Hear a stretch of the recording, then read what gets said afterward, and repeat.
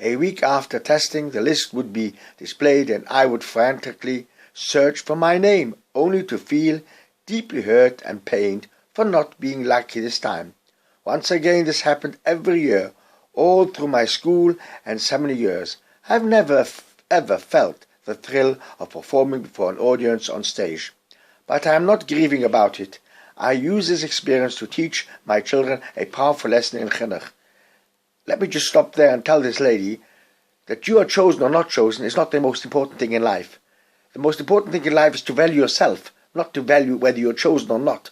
That does make a difference. We don't always have to give girls the opportunity of being on stage and making everything fair and everybody was chosen. The ones who are talented are chosen. The ones who are not talented are not chosen. Sometimes it's because they've got rich parents. Sometimes it's not because of that. But that's not the reason they are chosen. But you must never feel despair at not being chosen. Be happy with whatever you get. That's what she writes. Whatever you get. She's teaching her children a very important lesson. But she should have learned that lesson herself.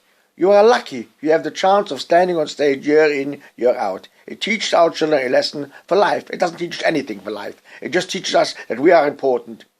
It teaches our children a lesson for life. It's either accepting everything with emunah or constantly complaining that things could be better.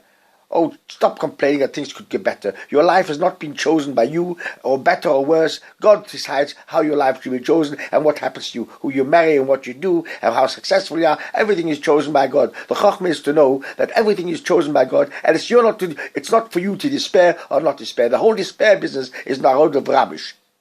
Despite my children's misfortunes, I did not sink into self-pity. Oh, very good, you're very kind.